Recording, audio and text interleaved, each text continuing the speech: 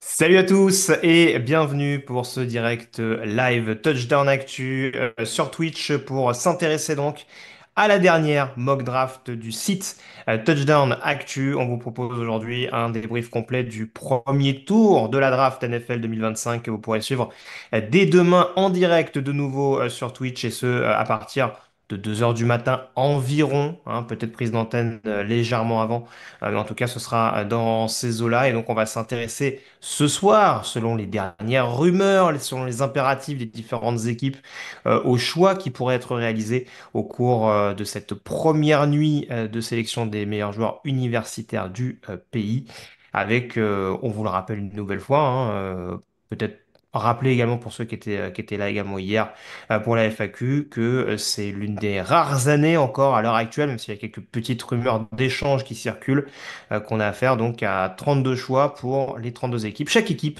a un premier tour de draft à l'heure où on se parle, ce qui n'est quasiment jamais arrivé si ma mémoire ne me fait pas défaut. Il sera avec moi demain, il est habillé sobrement ce soir, hein, mais vous vous doutez bien que demain soir, ça va envoyer du lourd. Monsieur Jean-Michel Boujard est avec moi. Salut Jean-Mi. Bonjour tout le monde, salut les gars, et puis bonjour tout le monde sur le chat, hello hello. Exactement, vous êtes déjà 163, vous étiez 80 il y a 5 minutes. Hey! Ah ouais, là, on a présenté Jean-Mi, on a gagné 80 personnes d'un coup. Bravo Jean-Michel. Que des Il fans. est... C'est ça, il est également des nôtres. Avec plaisir, Cyprien Delmas est avec nous. Salut Cyprien. Salut Greg, salut Jean-Mi, salut au chat et aux auditeurs, bien sûr. Voilà, Cyprien dont on a hâte qu'il nous parle notamment des linemen défensifs, hein. Si vous n'avez pas entendu ce podcast notamment, où il a crié son amour aux différents DL en provenance de la NCAA. Peut-être qu'il y en aura moult au cours de cette QV. Mais il y a pas mal de positions un petit peu sexy, comme on le disait tout à l'heure, des groupes un petit peu fournis. Camille Sarabène, comme hier soir et comme au cours des prochaines nuits, nous fait également la gentillesse d'être avec nous à la technique. Salut Camille. Salut à tous. Et j'en profite également pour vous saluer sur le chat. On a Rand2 qui est là, Coinzel également, Vincent Adja, beaucoup d'habitués, GM1901, Gold Rush Blackstraps, si je ne me trompe pas sur le pseudo. Et puis également Mathieu, profiter pour remercier les gens qui ont pris un nouveau mois d'abonnement. Alors, tu disais, Jean-Mi? non, je dis c'est Mathieu en fait, Gold Rush. Ah, bon, c'est pas grave. Pardon. Euh, Ah oui, c'est vrai, c'est vrai, c'est vrai. Salut à Mathieu, oui. Donc Mozart Cactus qui a pris un mois, ça a pris un 22e mois d'abonnement pardon avec Prime qui nous dit pas de live draft cette année pour moi mais j'aurai les replays bien entendu ce sera comme toujours, disponible quasiment dès la fin du premier tour ou dès la fin de la deuxième nuit concernant les trois premiers tours qui seront donc proposés en direct cette année. Merci également pour les abonnements de Trerades, de Rexid, si je prononce bien également. Voilà, 174 désormais sur le pont. On va pouvoir lancer les hostilités. Messieurs, on le précise une nouvelle fois, si besoin est. Premier tour de draft réalisé sans échange, encore une fois. L'intérêt, c'est de savoir quelle peut être la politique, la stratégie, les choix purement et simplement mis en place par les franchises, pas forcément de savoir s'ils vont monter ou descendre dans la draft. On aura l'occasion potentiellement d'en discuter dès la nuit prochaine à l'occasion du premier tour. On commence donc, messieurs, dès à présent avec les Tennessee Titans qui sont sur l'horloge et c'est Jean-Michel qui s'en charge, qui a la lourde responsabilité de représenter Mike Borgonzi, le nouveau general manager de la franchise de Nashville. Jean-Michel, il y a beaucoup de rumeurs autour d'un quarterback du côté des Titans. Est-ce que c'est la direction qu'on prend? Déjà, je vais préciser que je vais faire comme je fais toujours quand je fais une mock draft, c'est-à-dire c'est toujours ce que je pense qu'ils vont faire. Voilà. Après, je peux me tromper sur leurs intentions, évidemment. Mais voilà, c'est ce que je pense qu'ils vont faire. C'est parce que moi, je ferai, par exemple, avec ce choix, je ne ferai pas ça. Je prendrai un autre joueur. Mais donc, oui, effectivement, je confirme une rumeur persistante depuis déjà un bon petit moment. C'est un quarterback et il s'appelle Cam Ward. Je le prendrai pas parce que je trouve qu'il y a quand même beaucoup de travail technique à faire. Et puis je trouve qu'il y a un autre joueur, on en parlera sans doute très très vite, qui vraiment amènerait énormément de choses à cette franchise. Mais tout de même, Cam Ward, 5 quarterbacks, il n'y a pas plus important dans ce sport. En plus, il faut quand même pas lui enlever les qualités qu'il a.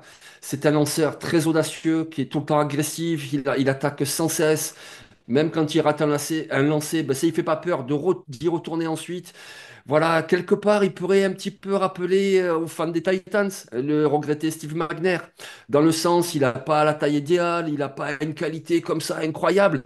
Mais McNair, les vieux comme moi, on s'en rappelle, c'était quelqu'un qui a amené beaucoup de dynamisme à son attaque, qui était capable comme ça de fulgurance, de faire des super jeux et d'être un vrai leader.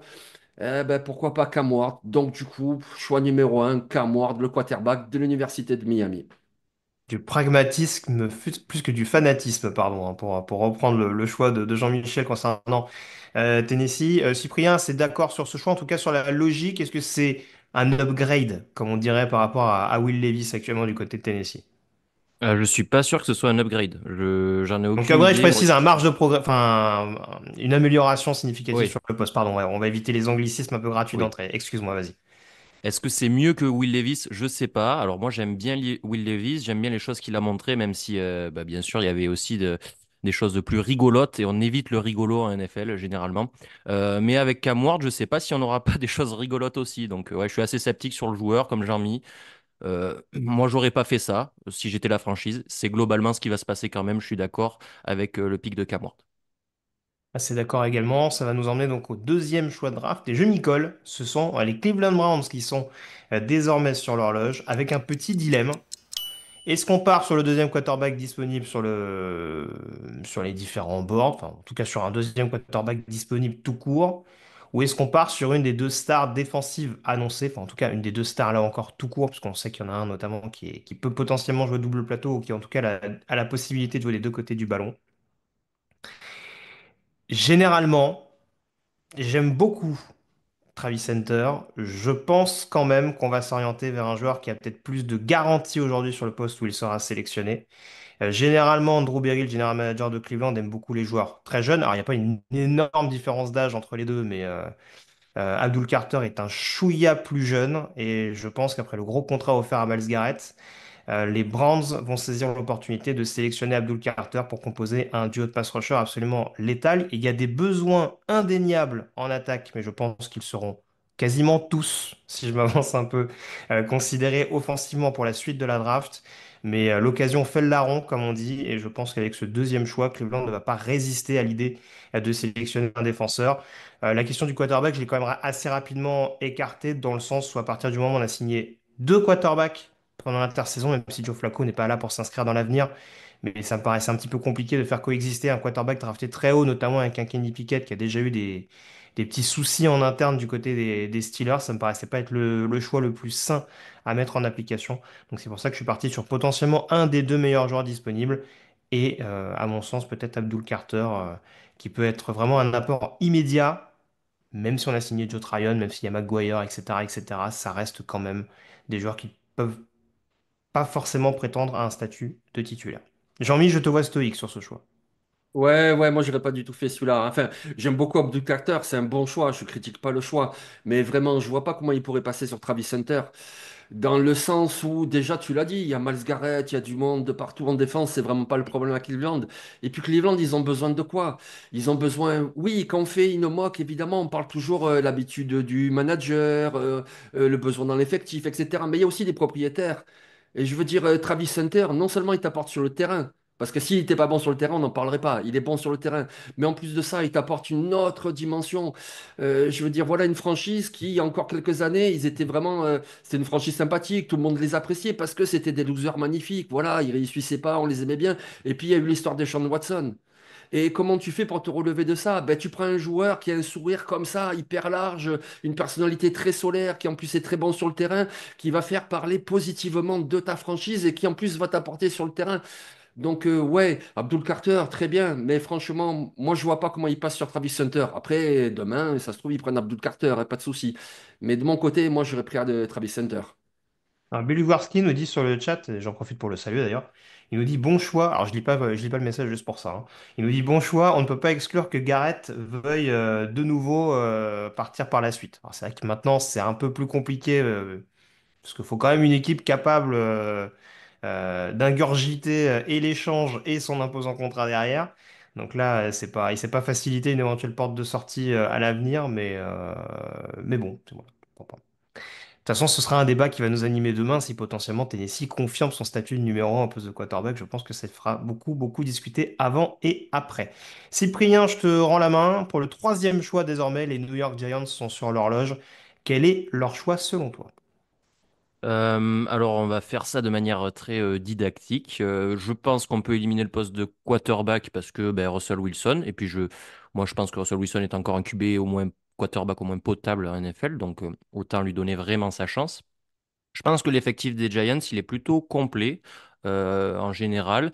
Il y a des petits postes à améliorer, la ligne offensive notamment, peut-être un autre receveur après Malik Nabers l'an dernier, et puis peut-être un cornerback parce que c'est un peu fluctuant, on va dire, le niveau de jeu des deux cornerbacks qu'ils ont actuellement. Selon les rumeurs, il y a les trade downs qui sont possibles pour les Giants. Moi, je trouve que c'est une bonne idée parce que j'irai quand même chercher de la ligne offensive. Et je me passerai de Abdul Carter ou Travis Hunter en fonction de ce que font les Browns. Là, en l'occurrence, il me reste donc Travis Hunter et ça me fait un peu réfléchir parce que tu peux le faire jouer cornerback et comme je l'ai dit, c'est un besoin. Mais comme on est dans une mock draft et qu'il faut déjà dès le pick numéro 3 faire bouger les lignes, je vais prendre un homme de ligne offensive. Oula. Pourquoi? Parce que Russell Wilson, il est meilleur quand il est protégé. On l'a vu aux Steelers l'an dernier, donc un peu mieux de protection, un peu meilleur. Donc je vais prendre Armand Membou, le tackle de Missouri, pour protéger le côté droit de Russell Wilson. Très bien. Très bien, très bien. Jean-Mi? Il nous a fait une tête à la Trellens un peu, mais on t'écoute. Qu'est-ce que Ah tu ben penses ça de ce commence, choix? hein. Eh Ouais, oui. ouais, ça commence. Allez, Jean-Mi moi c'est parti. Jean-Mi qui s'est un peu frisé la moustache hein, parce qu'il sélectionne avec les Patriots juste derrière. Donc peut-être que c'est un choix qu'il a noté avec une grande attention. Est-ce que ce serait si farfelu, encore une fois, on va pas trop développer non plus, est-ce que ce serait si farfelu d'avoir Armand Membou dans le top 3 selon toi? Non, c'est pas farfelu, parce qu'il peut partir en numéro 4, il part en numéro 5, je suis pas choqué, il part en 6 au Raider, je suis pas choqué, et il passera pas le choix numéro 7 de toute façon des Jets. Donc non, c'est pas si farfelu, mais oui, je suis quand même un petit peu surpris, quoi. Bon, pourquoi pas? Après, ça se tient, le raisonnement. Tu as deux tackles maintenant avec Andrew Thomas et Armand Membou, qui quand même a fait une très bonne saison en tant que tackle droit, qui a en plus des qualités athlétiques. Donc, et puis renforcer les lignes, c'est jamais idiot, bien au contraire, c'est même plutôt malin. Donc, surpris, oui, mais oui, ça se tient. Très bien, bah écoute, je te rends la main, Jean-Mi, pour le quatrième choix des Patriots. Quel choix on fait du côté de Foxborough après ce départ d'Armand Membou du côté de la grosse pomme? Ah ben là, il n'y a plus de choix. Là franchement, moi je veux bien. Will Campbell, c'est une bonne option. Je veux bien qu'il y ait d'autres joueurs qui soient bien, etc. Mais là, tu n'hésites même pas. C'est Travis Hunter. Évidemment, c'est Travis Hunter. Et moi, de toute façon, Travis Hunter, je pense qu'il sera meilleur en receveur qu'en cornerback. Après, voilà, il y a une discussion, il n'y a pas de souci, les avis contraires ne me dérangent pas. Mais quand tu regardes l'effectif des Patriots, bon, au niveau des corners, ils sont plutôt bien, hein, avec Gonzalez et avec Carlton Davis, c'est plutôt très solide. Ça n'empêche pas qu'en fin de quatrième carton, tu as besoin de tenir un score. Tu fais rentrer aussi dans les squads défensives Travis Hunter, et ça t'apporte un truc. Mais en attaque, voilà, Drake May, il a montré l'année dernière que c'est un quarterback avec beaucoup de potentiel. Donc du coup, qu'est-ce que tu lui donnes? Tu lui donnes un receveur, parce que même s'ils ont fait venir Stephon Diggs, le reste de la rotation, c'est quand même très très pauvre, des questions de Boutti, les Demario Douglas, etc. Et puis voilà, comme je l'ai dit tout à l'heure, je vais pas le répéter, la personnalité vraiment de Travis Hunter, là tu fonces vers le podium, tu fonces. Très bien. Cyprien, du coup, c'est cohérent pour toi, Travis Hunter aux Pats. Oui, oui, oui, ça reste le meilleur joueur. J'aurais pu le prendre avant. C'était effectivement le meilleur joueur disponible. J'ai voulu faire un peu plus, un peu, voilà, euh, un peu bouger les lignes, mais non, totalement Tu compréhensible. as voulu faire un choix à la Joe Shen et c'est tout à ton honneur. Voilà. Bravo à toi. Et en tout cas, on va pouvoir passer sur le choix donc des Jacksonville Jaguars. J'en profite juste hein, parce que Jean-Mi parlait tout à l'heure de la discussion receiver corner. On rappelle qu'il y a un excellent article signé par tes soins, Jean-Mi, que les auditeurs peuvent toujours retrouver sur touchdownactu.com, qui expose justement les différents arguments, parce que ce sera une des questions fondamentales, bien entendu, avant et après la draft, de savoir quelle serait la position préférentielle de Travis Hunter chez les pros. Le cinquième choix donc. Là encore, si vous avez aimé la passe d'armes sur Cleveland, vous adorez la passe d'armes sur Jacksonville, puisque je suis chargé du choix des Jacksonville Jaguars. Et non, je ne l'ai pas laissé à Monsieur Boujard, je m'en charge très clairement. Alors, j'ai hésité sur certains points. Et j'avoue que, de fait, et ça ne te fera pas plaisir, Jean-Mi, j'ai écarté l'attaque. Parce que pour moi, quand t'es Liam Cohen, quand t'es un esprit offensif, t'es censé pouvoir développer une attaque autrement qu'avec que des premiers choix de draft. Et au-delà de ça, j'ai aussi pris la logique de James Gladstone qui arrive donc des Los Angeles Rams, qui a travaillé avec Liam Cohen d'ailleurs du côté de la Californie. Et quand je regarde un petit peu ce qui a été fait, je vois notamment ces dernières années chez les Rams qu'on s'est appuyé sur un Cooper Kupp troisième tour, sur un Puka Nacua cinquième tour de mémoire. Kyren Williams, c'était pas très très haut non plus. La O-line, c'est pas systématiquement des premiers tours. Et au contraire, on a notamment misé pas mal sur la ligne défensive ces dernières années pour, on va dire, une espèce de renaissance, ou en tout cas une restructuration progressive de cette équipe des Rams qu'on pouvait penser orpheline, notamment d'Aaron Donald. Et je trouve que c'est des choix qui peuvent avoir laissé penser à Gladstone que c'est pas si déconnant que ça de miser sur la ligne défensive. Euh, je reste toujours assez circonspect quand je vois que Davon Hamilton est toujours prétendant à être titulaire du côté de cette équipe, alors que, à mon sens, son apport est pas forcément hyper délirant. Donc c'est pour ça que je suis parti sur un joueur qui divise. Cyprien le premier. Je suis parti sur Mason Graham, joueur que j'adore énormément, un monstre technique et qui, je pense, aux côtés notamment d'un Mason Smith, peut avoir un côté extrêmement complémentaire et apporter encore plus d'expérience, de science du jeu. Alors oui, son gabarit n'est pas le plus impressionnant qui soit, j'en conviens, mais quand tu vois tous les bestiaux qu'il y aura autour de lui sur la ligne défensive pour potentiellement pouvoir générer de la pression par ce biais-là, c'est pas ce qui me paraît déconnant et ça retirera justement cette pression des épaules du backfield défensif qui, même avec la signature de Jordan Lewis, me paraît sur l'extérieur un poil léger encore. Donc c'est pour ça que j'ai pris ce postulat-là, mais j'entends qu'il puisse diviser. Jean-Mi, ton verdict. Oui, oui, ça me va, ça me va. Après, c'est vrai que je vois ce consensus, Jacksonville, Mason Graham, il y a comme ça quelques choix où c'est tout le temps pareil. Ouais, après le besoin il n'est pas hyper important je trouve parce qu'il y a Rick Armstead, Mason Smith comme tu l'as nommé a montré des bonnes choses, il est en pleine progression. Ils ont beaucoup investi déjà sur les extérieurs de la ligne défensive et puis tu as un Will Campbell qui est disponible. Alors ok, Walker Little a montré de bonnes choses qui pourrait devenir un titulaire mais je pense que le potentiel de Will Campbell est supérieur. Après, pourquoi pas? Parce que pour le futur, de toute façon, Mason Graham, Mason Smith, ça ferait un super duo à l'intérieur. Mason Graham, c'est clairement le meilleur joueur disponible à ce stade. Donc oui, pourquoi pas. Après, je doute un peu plus que toi de Liam Cohen qui, à l'intersaison, on lui dit, bon, il y a Christian Kirk qui va partir. Ah, d'accord. Il y a Evan Ingram qui va partir. Ah, ouais, d'accord. Je doute qu'on lui ait pas dit, mais t'inquiète pas. Après, on va te laisser des coups des franges pour que tu recrutes. Donc, à mon avis, quand même, il va recruter pour son attaque. Tu vois, que ce soit un Ah tackle ou un oui, receveur. ah oui, non, mais il va recruter. Après, Kirk et Ingram, a priori, bon, c'était des contrats qui coûtaient un peu cher pour des joueurs qui étaient récemment blessés. On aura le temps de développer sur les Jaguars, mais voilà, c'est aussi de ce point de vue-là que je suis parti en me disant, bon, en soi, t'as pris un receveur au premier tour l'année dernière, si t'en prends un cette année au deuxième ou troisième tour, vu la QV qu'il y a, c'est pas non plus totalement infamant. Mais j'entends le point encore une fois et je pense que ça me permettra des débats animés. Je voyais qu'il y a certaines réactions sur le chat. Il y a beaucoup de rumeurs qui circulent sur les Jaguars, hein. On nous balance des Hudson Ginty aux Jaguars. Tu vois, ça par exemple, je l'ai rapidement écarté de mon équation.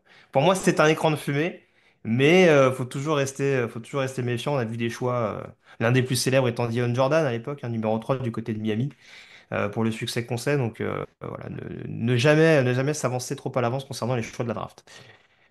Cyprien, je te rends la parole, puisqu'on va parler du choix des Las Vegas Raiders.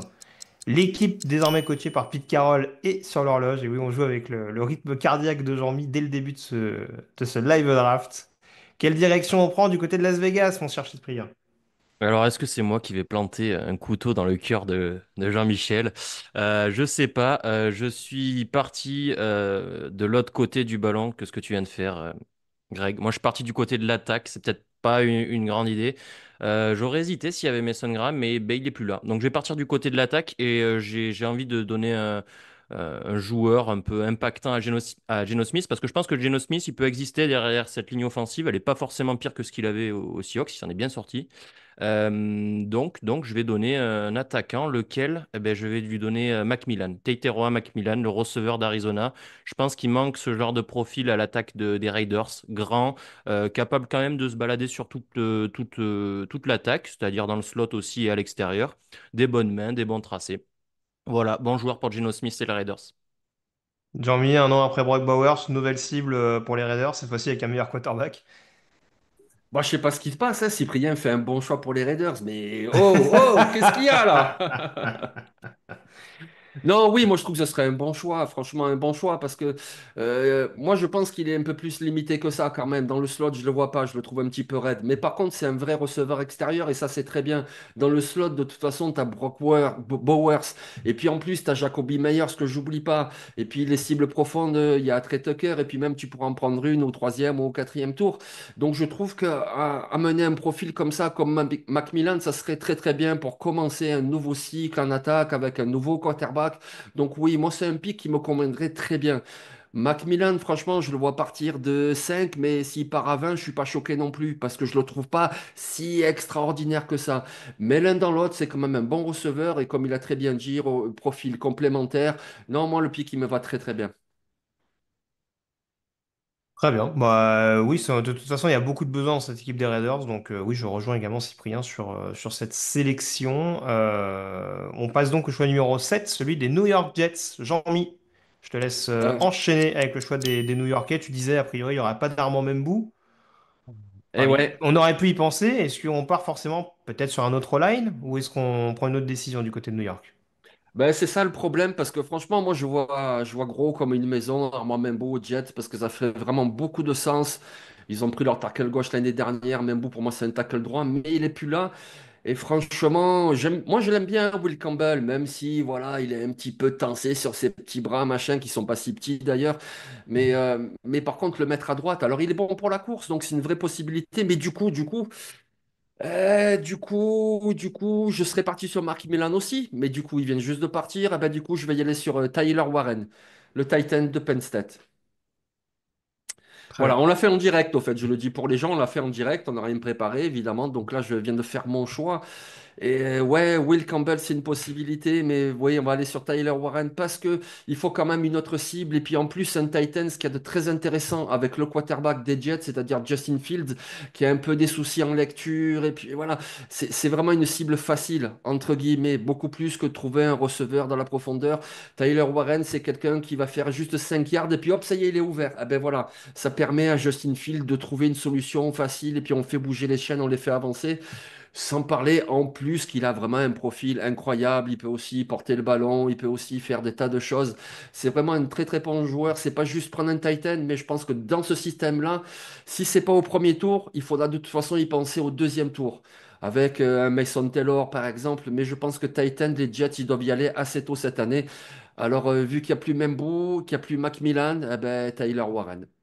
Alors, je vais juste poser la question à Cyprien dans quelques secondes, mais on nous demande, Théophane, sur le chat, qui nous dit, est-ce que tu as considéré un tant soit peu le poste de quarterback, justement pour mettre en concurrence Justin Fields?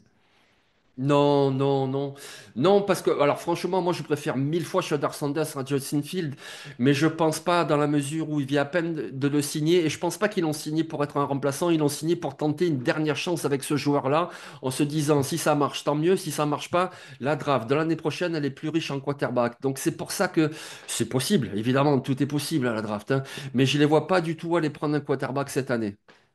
Cyprien, Tyler Warren aux Jets, cohérent pour toi? Oui, oui, oui, cohérent sur le poste, puisqu'il y a un besoin immédiat. Le joueur est très bon aussi, peut-être un peu surcoté. Donc, Jean-Mi il trouvait que je surcotais Macmillan. Moi, je trouve qu'il surcote un peu Tyler Warren, peut-être. Mais après, dans l'attaque, il va trouver son rôle, hein, parce que ce soit à la course ou à la passe, il fera des choses, Tyler Warren. Donc, avec Justin Fields, c'est pas mal. On rappelle C'est ça. que... Vas-y, Jean-Mi, vas-y. Ouais, pardon, mais très court, mais c'est ça aussi, c'est vrai, c'est que l'année dernière, le jeu de course était vraiment catastrophique. Et là, tu as un Titan qui non seulement est très bon en réception, il a fait plus de milliards et tout cette année, etc. Mais c'est surtout un très bon bloqueur. Ces 3 premières années à Penn State, c'était surtout un bloqueur. Et ça va t'aider aussi pour Brice Hall, pour la ribambelle de coureurs qu'ils ont, les Davis, etc. Vraiment, ça va aider le jeu de course. Donc, vraiment, c'est une arme multiple. Donc, c'est pour ça que ça fait sens. Oui, je voyais très moche sur le chat qui me disait un tight end en 7, what the fuck. Après, c'est toujours la même problématique, c'est-à-dire que on a aussi des positions qui sont très resserrées, je dirais, qui sont très très homogènes, et d'autres postes, comme par exemple celui de tight end à mon sens, où il y a quand même une ou deux têtes qui dépassent assez nettement. Donc forcément, comme on a peut-être plus de garanties sur cette position-là que sur d'autres, on se dit qu'on peut récupérer des joueurs à des tours inférieurs. ça peut potentiellement motiver à aller drafter des joueurs dont la position ne paraît pas sexy sur le papier. La question se posera aussi avec Ginty, j'imagine, un petit peu plus tard. Mais on a déjà vu bon nombre de tight ends draftés dans le top 10, alors pas toujours avec un grand succès, mais ce sera en effet à surveiller. J'allais juste te dire, on rappelle qu'il y a beaucoup de coachs qui viennent de Détroit, hein, du côté des Jets désormais, avec une attaque notamment qui était très axée sur les tight ends, sur Sam Laporta notamment, bien entendu. Donc c'est sûr qu'en plus d'apporter une soupape de sécurité à Justin Fields, tu impliquerais très nettement les tight ends dans un système offensif que Tanner Armstrong, le nouveau coordinateur offensif, connaît plutôt pas mal. On passe au huitième choix, celui des Carolina Panthers. Messieurs, je m'y colle. J'ai cette chance, moi qui adore cette franchise. Mais en tout cas, on peut aller absolument partout. Avec notamment un Dan Morgan qui nous habitue à faire des choix pour le moins étonnants, pas toujours dans le bon sens d'ailleurs. Et moi, en fonction des besoins qu'il y a actuellement, alors si on regarde dans les meilleurs joueurs disponibles, il y a toujours un Will Campbell, par exemple, hein. On sait que ça a toujours été un petit peu compliqué, notamment pour Ike Ekwonu depuis son arrivée en NFL. Mais je reste quand même convaincu que, vu ce qu'on a vu de la défense des Panthers l'année dernière, et vu qu'on a vu quand même un regain assez significatif en deuxième partie de saison de l'attaque de Bryce Young, je suis parti sur un choix défensif et sur un joueur extrêmement polyvalent. Vous le voyez, il se signe déjà, il peste déjà, il fulmine peut-être sans doute, il sait qui je vais sélectionner. Jalen Walker, linebacker de Georgia, est sélectionné par les Carolina Panthers, tout simplement parce que pour moi, il apporte quand même un double profil qui peut ne pas être inintéressant du côté de Carolina, où on a beaucoup, je trouve, sur le deuxième rideau, des profils de run stopper pur, mais pas forcément cette nouvelle version, on va dire, des linebackers, capable de blitzer à outrance et d'apporter cette dimension supplémentaire, en plus dans une équipe qui a quand même un net déficit de pass rush depuis, aux surprises, le départ surprise de Brian Burns du côté des Giants. Donc ça me paraît quand même être un il y a un côté doublement gagnant, je trouve, dans le sens où tu combles un poste à besoin tout en développant un secteur qui posait énormément de problèmes l'année dernière du côté de Carolina et qui expliquait notamment les débâcles défensifs de la franchise de Charlotte. Donc, certes, Jalen Walker est un joueur encore brut, dont on a un échantillon assez réduit, mais je ne suis pas forcément contre l'idée de me dire que Dan Morgan va se dire, ce gars-là, on peut le développer. Cyprien, qu'est-ce que tu en penses? Bah, j'en pense que c'est le genre de joueur qui sait tout faire et rien faire à la fois. Euh, j'ai un peu peur de ça. Après, peut-être un peu vacciné donc, par la franchise que je supporte, qui a essayé des choses comme ça avec des Hassan Reddick ou des Isaiah Simons. Ça n'a pas bien marché. Donc, c'est peut-être ça aussi, hein. C'est peut-être le passif que j'ai avec ça. Mais moi, Tu veux du concret, du palpable. ouais, je veux du palpable. Tu vois, je veux que tu prennes un vrai pass rusher. Et c'est pas un vrai pass rusher, c'est pas un vrai linebacker. Ça me pose toujours souci. J'ai du mal à voir la projection. Donc j'ai peur. Ouais, je suis un peu heureux. Ah bah oui, oui. Et puis moi, je t'avoue que le voir terminer à Carolina, c'est pas ce qui me rassurait le plus, encore une fois, par rapport à ce que je disais. Mais en tout cas, ça peut être un projet intéressant, mais c'est un joueur, très clairement, pour rejoindre ce que tu disais, qui va énormément avoir besoin du coaching staff pour réussir à trouver sa bonne place. C'est plus là où j'ai quelques petites zones d'ombre par rapport à ce qu'on a vu ces derniers mois du côté de Carolina, et notamment la gestion en interne. Je te rends la parole, Cyprien, on se rapproche de la fin de ce top 10. Les New Orleans Saints, autre équipe de NFC Sud, sont sur l'horloge. Quel choix on fait du côté de la Nouvelle-Orléans? Pas mal dans les rumeurs de quarterback ces dernières heures. Ah ben tu me fais la transition toute trouvée. C'est vrai qu'il y a des rumeurs Shedeur Sanders, Jackson Dart, lequel des deux? Ben écoute, aucun des deux pour moi. Je partirai pas sur quarterback parce que je pense qu'ils ne valent pas ce choix, ce neuvième choix du premier tour en tout cas. Et je pense que Derek Carr peut encore faire l'affaire. Mais faut l'entourer un peu plus. Pourtant, les besoins, je trouve qu'ils sont plus défensifs. Mais je vais partir quand même du côté de l'attaque. Et puis, ben, il y a Will Campbell qui est disponible, qui est encore là. Moi, la ligne offensive avec le départ de Ryan Ramchick et puis du coup c'est Trevor Penning qui est là, ben, ça me fait un peu peur. Alors je sais que c'est le côté droit, si je dis pas de bêtises, et que Campbell il joue à gauche, mais Fouaga, il était à droite en NCAA. Pourquoi pas le rebalancer du côté qu'il connaissait, où il a été très bon en NCAA, il a été très bon à gauche aussi en NFL. Mais voilà, je pense qu'on peut trouver un arrangement, et puis si ça marche pas avec Campbell, on le met au milieu, dans l'axe, ça marchera aussi. Je pense que c'est une bonne idée de bien entourer des Carr qui est meilleur avec une bonne ligne.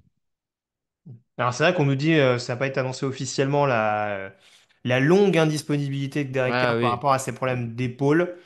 j'en sais rien.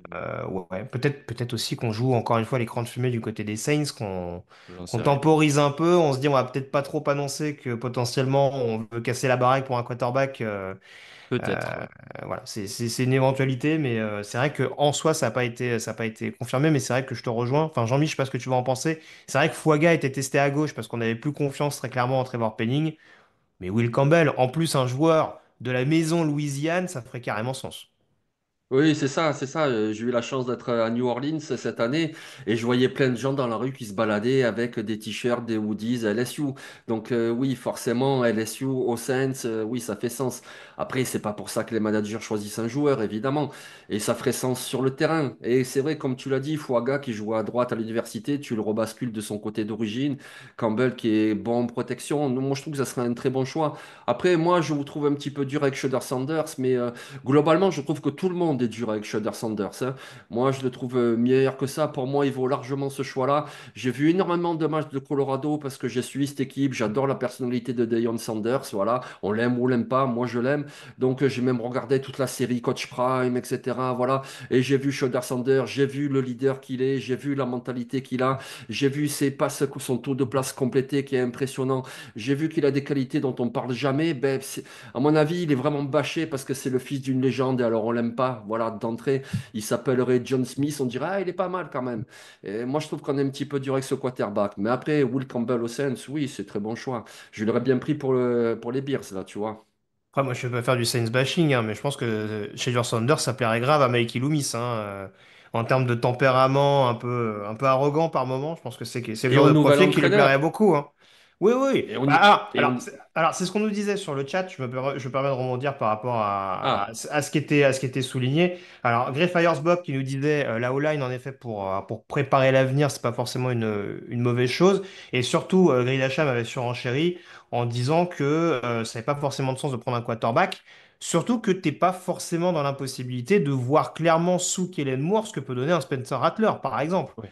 Encore une fois, et Ah, c'est pas un joueur qui fera l'unanimité, mais même si le niveau intrinsèque n'est pas le même, ça peut être la même logique que des Jets qui se disent, bah, on n'est pas sûr et certain de ce que va donner Justin Fields cette année, mais au moins il n'y a pas de pression puisque le head coach vient d'arriver. Il voit concrètement si l'investissement qui a été consenti sur ce quarterback-là vaut le coup à 100%.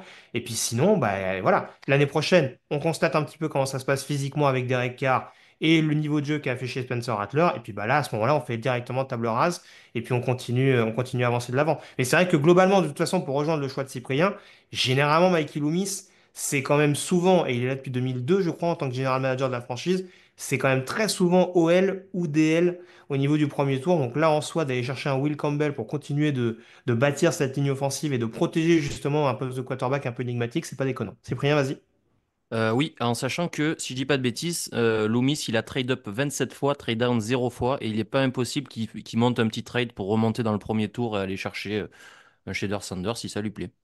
Tout à fait. On ne sait pas concrètement jusqu'où la descente infernale peut se faire pour Shedeur Sanders, même si je te rejoins, Jean-Mi, on est toujours un petit peu dur. Mais c'est pas le seul quarterback, à mon sens, à ce niveau-là. Je te donne justement la parole, Jean-Mi, le dixième choix pour terminer ce premier tiers, on va dire, de la draft NFL 2025, de la mock draft NFL 2025. Les Chicago Bears sont sur leur horloge. Quel premier choix pour le début de l'ère Ben Johnson dans l'Illinois? ben, moi, je les vois bien monter un trade justement parce que ils ont le choix 39, 41, ils ont le choix 10, ils ont vraiment des munitions pour remonter. Et vraiment, avec Abdul Carter, c'est vraiment le joueur qu'il leur faut. Je verrais bien un arrangement comme ça avec Cleveland, par exemple. Alors, c'est pas le but de notre mock, donc du coup, je vais prendre une autre direction. Et là, je vais faire un bisou à Victor. On va y aller avec Ashton Genty, le coureur des Ah Boise State. oui, oui, ça y est, je l'attendais. Très bien. Alors pourquoi un coureur alors que la cuvée est profonde, comme tous les ans, la cuvée est profonde, elle était profonde l'année dernière, elle sera profonde l'année prochaine, évidemment. Mais ils ont quand même besoin de résultats là maintenant avec un quarterback qui entame sa deuxième année. Ils ont vraiment renforcé l'intérieur de la ligne offensive, garde gauche, centre, garde droit. Et qu'est-ce qu'ils veulent maintenant? C'est du tout de suite, du concret. Ashton Genty, c'est clairement le meilleur de cette QV. Donc du coup, tu prends le meilleur, tu te dis on va vraiment aider mon quarterback avec un entraîneur qui vient de Détroit. Il a bien vu ce qu'il a pu faire avec Jahmyr Gibbs et Montgomery. Eh ben, il va voir ce qu'il peut faire avec Genty et puis Swift et Roshan Johnson éventuellement, mais voilà, un bon jeu de course. Donc c'est pour ça que oui, c'est... mais j'ai fait un article aussi là sur le site en disant un coureur ne vaut pas un choix du top 10. Donc oui, moi je pense qu'un coureur ne vaut pas un choix du top 10, mais c'est une moque. Qu'est-ce que je pense qu'ils vont faire? S'ils font pas un échange pour monter, choper Abdul Carter, je pense qu'ils vont prendre Ashton Genty. Cyprien, Ashton Genty, le Jahmyr Gibbs de Chicago pour Ben Johnson. Plutôt le David Montgomery, parce que profil Oui. plus terrestre. Hmm. Oh non, non, il n'a pas les qualités de Gibbs à la Oh, réception quand d'accord, même. d'accord, d'accord, d'accord, d'accord. Moi, mais c'est très bien d'être David Montgomery. Il a été très Oui, bon, il y a hein. pire, Donc ouais. il en faut un. Et puis je pense qu'il a un potentiel qui est plus élevé encore que David Montgomery, là où il était en sortie de collège, même si physiquement ils se ressemblent d'ailleurs. Et en plus, ils sont capables, les Bears, d'aller chercher un deuxième running back pour refaire ce duo avec un profil peut-être plus aérien, effectivement. Un petit Réveillon Anderson, par exemple. Mais non, non, choix très bon de Jean-Mi. Moi non plus, j'aime pas les running backs hein, au premier tour, mais là, ça fait vraiment beaucoup de sens, je trouve. Alors, deux éléments concernant les Bears qui peuvent être à prendre en compte, c'est-à-dire que nous, dans la mock draft, on a notamment envoyé Campbell et Membou déjà sélectionnés. Tout dépendra un petit peu de la situation, de la cote un petit peu de Kelvin Banks ou Josh Simmons également, qui sont les deux autres tackles. Mais bien entendu que le poste de tackle, surtout avec les petits soucis médicaux de Braxton Jones, ça peut être un autre poste qu'on peut considérer en attaque. L'autre chose, pour compléter ce que disaient Jean-Mi et Cyprien, c'est que de toute façon, il y a quand même 9 chances sur 10 que les Bears partent sur un coureur pendant cette draft. DeAndre Swift a déjà été saqué de Détroit quand Ben Johnson est devenu le coordinateur offensif. Ça paraît difficilement concevable que juste en changeant de ville, Ben Johnson considère que DeAndre Swift soit son type de coureur. Donc ça rejoint un petit peu l'hypothèse de vouloir d'emblée un coureur titulaire. Et forcément, pour avoir un coureur titulaire, même si on fait beaucoup de bonnes affaires sur la position tard dans la draft, c'est quand même bien d'en sélectionner un relativement tôt. Donc voilà, je suis globalement en accord. Au-delà du troll vis-à-vis de Victor, je suis globalement d'accord avec ce qu'ont dit mes comparses précédemment. Je vois que sur le chat, ça a beaucoup polarisé, mais de toute façon, tous les choix sur les coureurs polariseront, quoi qu'il arrive, au cours du premier tour. J'enchaîne avec le 11e choix, messieurs, celui des San Francisco 49ers. Il y a énormément de directions où on peut aller du côté de San Francisco. Ça peut être de la ligne offensive, du poste de edge, du corner. Pourquoi pas même du poste de linebacker que j'ai considéré éventuellement parce que je trouve qu'aux côtés de Fred Warner, ça sonne un petit peu creux, notamment en termes d'expérience. Je suis quand même parti sur un poste qui est souvent considéré ces dernières années du côté de San Francisco, qui est souvent considéré et par John Lynch et par Robert Saleh, peu importe l'équipe dans laquelle il se trouve. Et je suis parti sur la ligne défensive. Quatre defensive tackles sont agents libres l'année prochaine, les quatre présents actuellement dans l'effectif. On a à présent Malik Collins et Evan Anderson comme potentiel titulaire, ce qui très clairement vend du rêve hein, quand on connaît les précédentes lignes défensives en Californie. Il fallait faire un choix en termes de profil.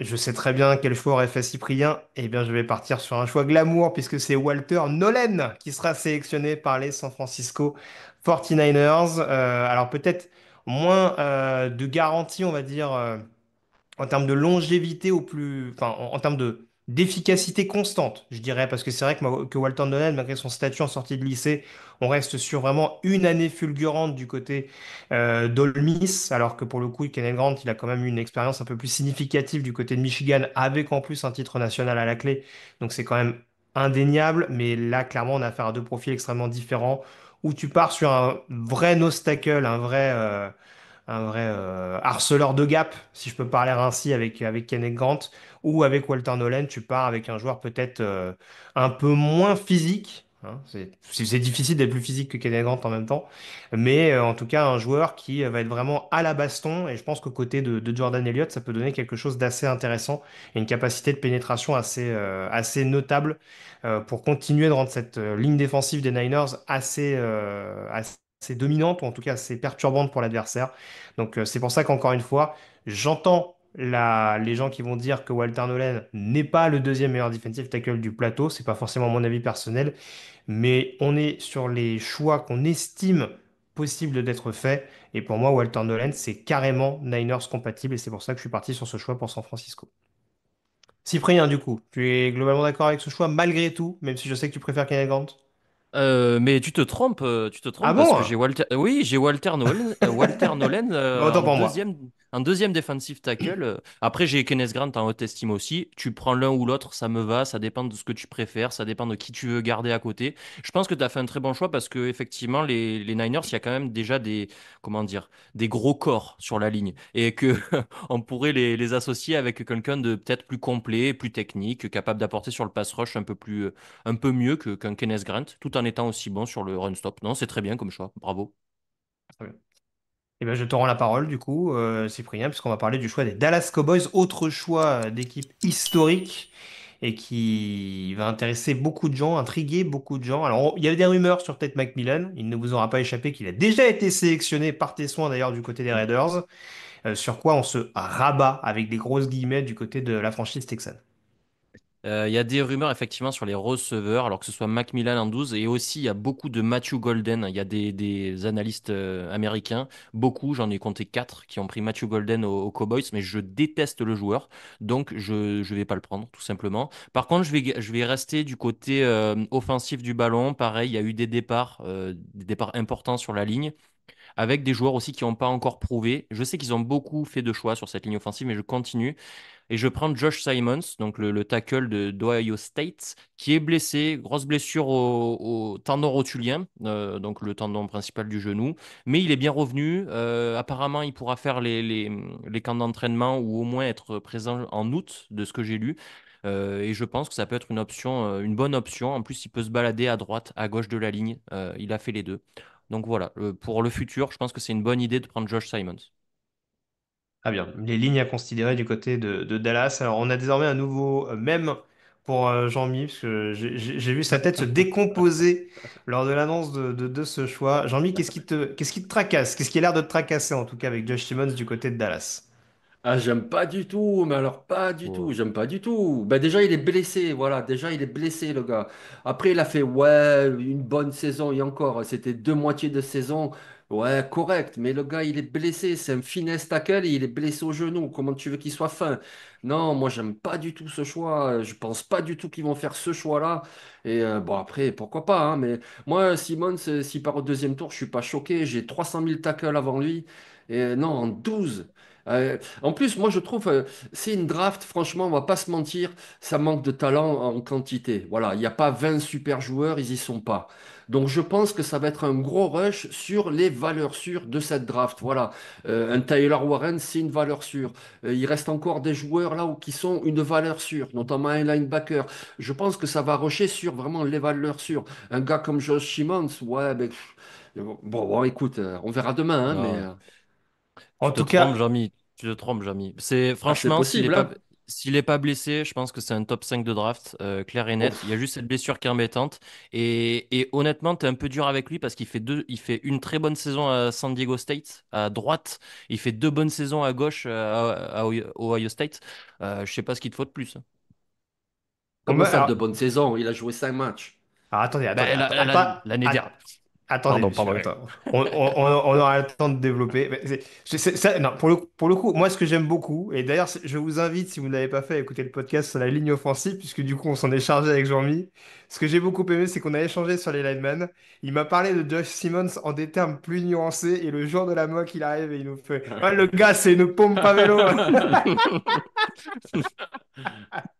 Donc déjà, ça j'adore. Mais oui, non, je te trouve un peu dur, Jean-Mi. Mais ce qui est génial, c'est que sur le poste de tackle, ça a l'air d'être plus clivant que ce que je pensais, parce que je suis en train de regarder sur le chat.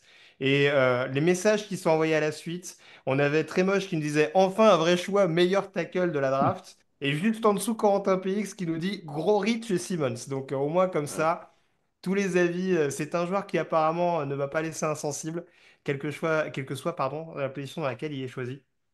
Donc voilà. Mais en tout cas, la ligne offensive à Dallas, pourquoi pas. Mais du coup, tu le mettrais en remplacement de Terrence Steele potentiellement, à droite. Ouais, ouais. C'est ça. Alors, à voir hein, où c'est qu'il se sent le plus à l'aise, mais plutôt à droite, oui. Très bien. Jean-Mi, je te rends la parole puisqu'on va parler des Miami Dolphins. Auteur d'une intersaison pour le moins étrange.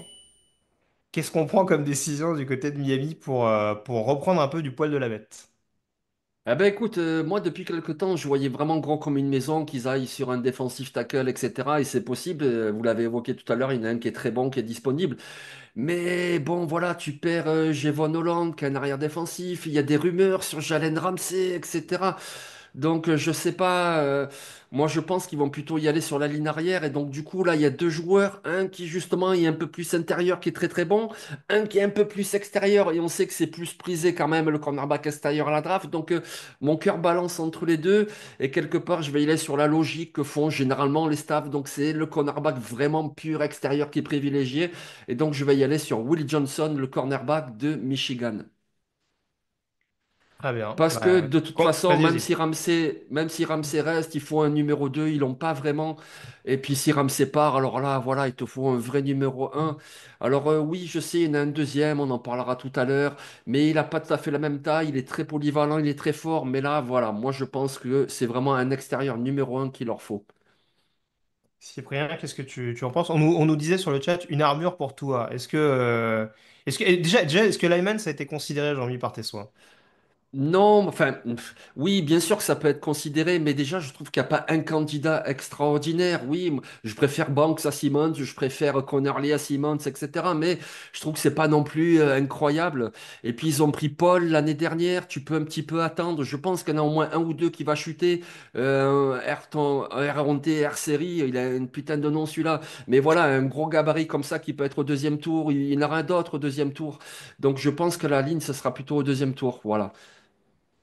Très bien. Cyprien, donc?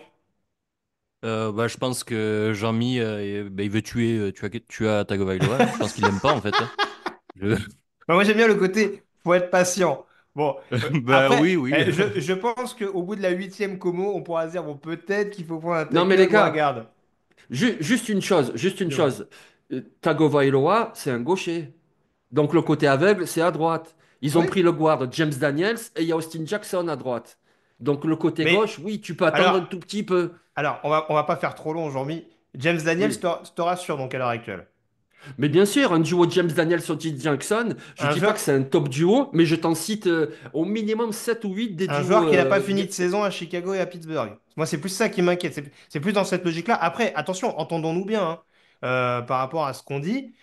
Si on s'intéresse, si, comme tu le dis, on se dit qu'on laisse la chance à Patrick Paul de jouer left tackle et qu'on part sur un garde, en soi, je pense que vous me rejoindrez un petit peu là-dessus, on a quand même une classe de la lineman offensif intérieur qui peut être relativement profonde. Après, Oui, mais c'est pas du tout dans le style de Miami. Ouais. Pardon, je pensais à autre chose. Je pensais à un guard offensif, mais il n'est pas dans le style de Miami. non mais voilà, donc c'est Hmm, pour ça. Donc après, la hmm. logique peut se tenir. De toute façon, encore une fois, comme je disais, leur intersaison étant ce qu'elle a été, avec beaucoup de choix, où on s'est séparé de pas mal de monde sans forcément les remplacer, on va dire, en termes de talent, c'est sûr que ça donne beaucoup de besoins potentiels. Et c'est pas dire que le backfield défensif n'est pas une priorité, mais c'est vrai que la question de Tagovailoa va forcément être Ouais. une énigme assez prégnante. Il va Ouais. pas falloir se louper sur le reste de la draft si potentiellement ce choix est fait. Vous savez qui est le quarterback qui a lancé le plus vite en NFL en moyenne l'année dernière? Alors, Entre l'engagement et le lancer. il y a C'est un qui? spoiler, il y a un spoiler, non? Bah, c'est Tagovailoa, voilà. Donc, Ah, c'est ça! eh oui, il a même pas le temps de se faire écraser. C'est bon, hop, l'engagement, tac, il a lancé. De toute façon, ils font que ça, Mais Miami, des petits passes écrans et du yard after catch. Donc, alors, vas-y, c'est pas Caleb Williams qu'il faut le protéger pendant une heure avec deux super tackles. Tu vois ce que je veux dire? Moi, Hmm. je trouve qu'il Jean-Mi, y a un besoin, mais moins. ça t'inquiète pas quand même, Jean-Mi, de te dire que le mec qui lance le plus vite de toute la ligue, il se prend des taquets pendant toute la partie? Bah, il se prend pas des taquets pendant toute la partie. C'est juste Ah, lui, quand il en prend un, bon, ça se voit parce que. bon, en tout cas, on aura le temps de développer, bien sûr. On aura le temps de Ouais, ouais. développer. On va pas faire trop long sur Miami. On a déjà fait assez long. On en est qu'au 13e choix pour le coup. On va enchaîner sur les Indianapolis Colts. Et je vais me charger d'ailleurs de cette sélection avec des petits points d'interrogation me concernant. J'avoue que je suis parti sur deux joueurs avec ce qui reste sur le plateau. Alors un troisième potentiellement, j'avoue que j'avais deux choix offensifs et un choix défensif. Je pensais à la ligne offensif parce qu'on voit qu'a priori, Braden Smith, ça a plus l'air de s'inscrire dans l'avenir du côté d'Indianapolis, en tout cas, vu les renégociations salariales récentes. Il y a un bon tackle droit, je trouve, potentiellement encore disponible sur le marché, si j'ose dire. Euh, le poste de linebacker, en effet, je pense que Jean-Mi sera d'accord avec moi, aux côtés de Zaire Franklin, c'est pas forcément ronflant, mais je pense qu'Indianapolis a rarement misé très cher sur ce genre de position, donc sera peut-être un peu plus patient. Ça m'amène à partir sur la question Anthony Richardson et à prendre la même logique que les Jets tout à l'heure. Pour un joueur qui souffre, je parle d'Anthony Richardson, mais ça vaut aussi pour Daniel Jones, hein, vous aurez compris. Pour le coup, si on a du mal à avoir un quarterback qui prend les bonnes décisions. C'est toujours bien d'avoir une bonne soupape de sécurité. Et je pars avec le 14e choix sur Colston Loveland, Tyden de Michigan, pour potentiellement s'intégrer. En plus, ça tombe bien parce qu'il va jouer à Indianapolis dans une attaque très axée sur le sol. A priori, du côté de Michigan, c'est un peu ce qu'on faisait. Même si en effet, c'est pas le meilleur bloqueur du plateau, paradoxalement, c'est parfaitement des tâches qu'il est capable d'accomplir. Et en plus, voilà, il a cette capacité, on parlait de Warren tout à l'heure, mais il a quand même cette capacité à se libérer, à créer de la séparation assez rapidement. Interrogation sur le côté médical, forcément, ça va être à prendre en considération pour le spot où il sera sélectionné. Mais en tout cas, ça me paraît quand même être un choix assez important pour Indianapolis dans une année pardon, déjà charnière, et pour Chris Ballard, et pour Shane Steichen. Jean-Mi, ton avis là-dessus? Le petit gars de l'Ohio, de l'Idaho, qui fait du rodéo, etc. Moi, j'adore. En ce moment, je regarde la série Yellowstone. Je vous la conseille. Franchement, elle est trop bien. Et c'est un gars de là-bas. Voilà. C'est un gars qui a grandi à la ferme, a travaillé dans les champs, s'occupé des chevaux. En 2024, il a relâché que 3% des ballons. Mais pourquoi? Parce que depuis qu'il est tout petit, il fait les travaux domestiques. Et c'est comme ça qu'il a construit des mains avec une poigne de fer. Voilà. C'est vraiment un super joueur, une super mentalité. Moi, je suis sûr et certain qu'il va réussir en NFL. Très bien. Bon, bah écoute, globalement, je regarde un petit peu sur le chat. Ça ne suscitait pas énormément de réactions. Ça, moins que sur Miami, en tout cas, manifestement. Cyprien, c'est l'heure, hein, je crois, hein. Le 15e choix des Atlanta Falcons, c'est pour toi. Nous t'écoutons avec une très grande attention. Alors, solennellement, je vais faire un constat, Greg. Je pense qu'il manque de pass rush dans ton équipe. Quoi? Des edge et encore des edge. Et D'accord. je vais pas faire de folie, Greg. Non, ne t'inquiète pas. Je vais vraiment prendre. En plus, je vais prendre le meilleur. Je pense que c'est le meilleur. Je pense qu'il est même actuellement meilleur que sur le terrain que Abdul Carter. Peut-être moins de potentiel, mais actuellement il est meilleur. Je vais te prendre James Pierce Jr. parce que je pense que, bah, comme j'ai dit, c'est le meilleur. Il fit parfaitement le système. Si tu m'arrêtes si je dis une bêtise, mais on vous jouez en 34, c'est-à-dire avec des outside linebackers qui rush qui rush le quarterback.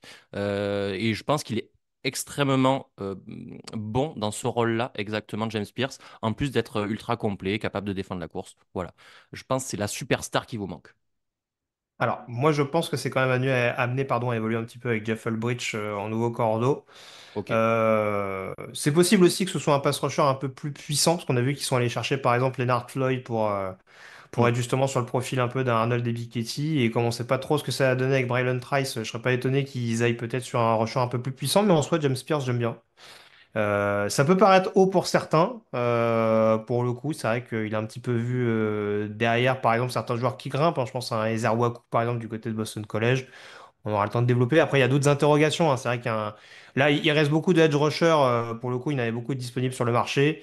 On va pas tous les faire, mais bon, Mike Green et ses antécédents à l'université, chez Mark Stewart sa faible production, Michael Williams et ses blessures à répétition. Enfin, en tout cas, sa grosse blessure récente plutôt.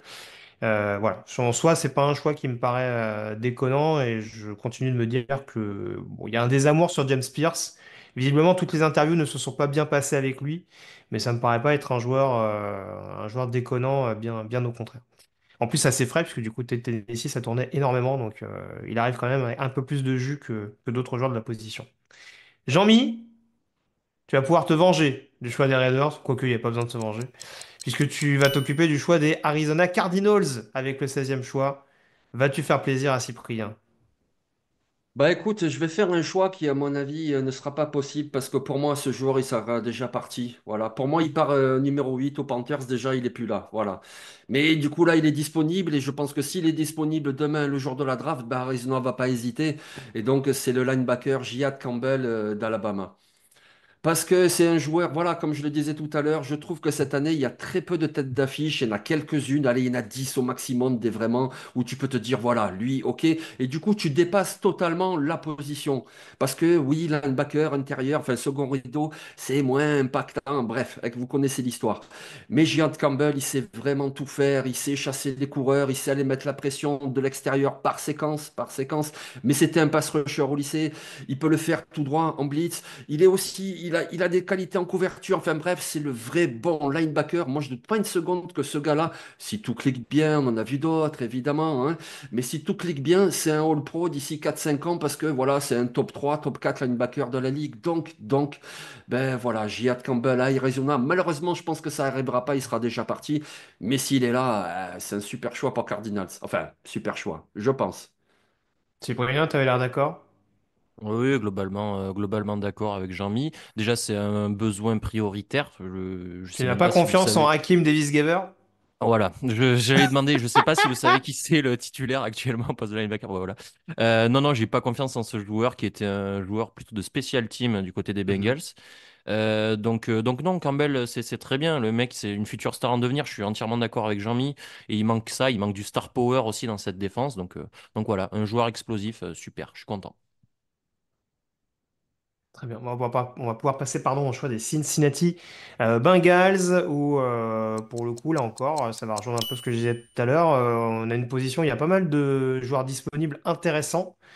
Et ça tombe bien parce qu'on est un petit peu dans le flou sur le poste de edge rusher, je trouve, du côté de Cincinnati. Alors, très clairement, on a affiché les ambitions, hein. A priori, on ne laissera pas partir Trey Hendrickson. En tout cas, on fait tout pour continuer de convaincre le joueur de stopper sa grève, hein, on va dire. Ses envies de clamer, enfin, ses envies de départ, pour faire simple, avec peut-être la fin qui sera celle de Myles Garrett, hein, pas forcément au même prix, mais à voir. Mais en tout cas, ça me paraît important, surtout qu'on a également un Sam Hubbard qui a pris sa retraite récemment et que derrière, je trouve qu'il y a une certaine forme d'inconstance. On n'a jamais la confirmation de Miles Murphy qui en plus s'est blessé assez souvent. Donc ça me paraît assez important quand même de renforcer cette ligne défensive et tout simplement cette défense avec le nouveau coordinateur Al Golden qui peut être amené à être assez agressif, qui a fait beaucoup de turnover d'ailleurs sur le pass rush du côté de Notre-Dame ces dernières années. Donc qui aime bien avoir plusieurs solutions pardon, à disposition. Et j'avoue que sur les joueurs disponibles, un profil qui me paraîtrait assez séduisant sur le papier, même si je le disais tout à l'heure, il y a quelques petites zones d'ombre par rapport à ça, c'est Michael Williams, que je verrais bien fitter du côté de cette équipe de Cincinnati, parce que je trouve qu'il y a un profil là encore extrêmement polyvalent, comme pouvait l'avoir justement Sam Hubbard, mais avec une capacité, une marge de progression que je trouve quand même assez intéressante. C'est un joueur qui peut paraître très frustrant dans son cursus universitaire, parce qu'on a la sensation qu'il n'a pas suffisamment produit pour de multiples raisons et pourtant dans une défense qui était extrêmement élite. Donc la question, c'est de savoir est-ce que dans une défense forcément moindre en termes de talent, il va être capable de vraiment performer là où on l'attend. Mais si on arrive à joindre les deux bouts, on dira avec Trey Hendrickson, ça peut être, je pense, un duo extrêmement complémentaire et létal dans une défense qui en a cruellement besoin ces dernières années du côté de l'Ohio. Cyprien, je te vois te rapprocher de ton micro. Quel est ton avis? Je pense qu'il y a déjà Miles Murphy dans le même prototype aux Bengals. Ouais, c'est un joueur qui me fait peur. Encore une fois, Michael Williams. Un peu comme Jalen Walker, c'est pas le même profil, hein, mais pas de production. Il y a des bons flashs. C'est pas à développer. C'est pas un joueur que je prendrais en fait en première partie. Enfin, même si on a passé la première partie, mais c'est un joueur que je prendrais plutôt toute fin de premier tour, voire second tour. Voilà. Ah bien. Je regardais, oui, apparemment très moche n'est pas très fan de ce joueur également. Un poulet sans tête, m'a-t-il dit. J'en ai d'autres en tête hein, que Michael Williams, mais je continue de me dire qu'il y a une marge de progression qui n'est pas inintéressante le Oui, concernant. oui, oui. Dans la catégorie poulet sans tête, Greg, je pense que c'est un des plus intéressants, néanmoins. C'est ça, c'est ça, c'est ça. C'est gentil de sauver mon choix, Cyprien.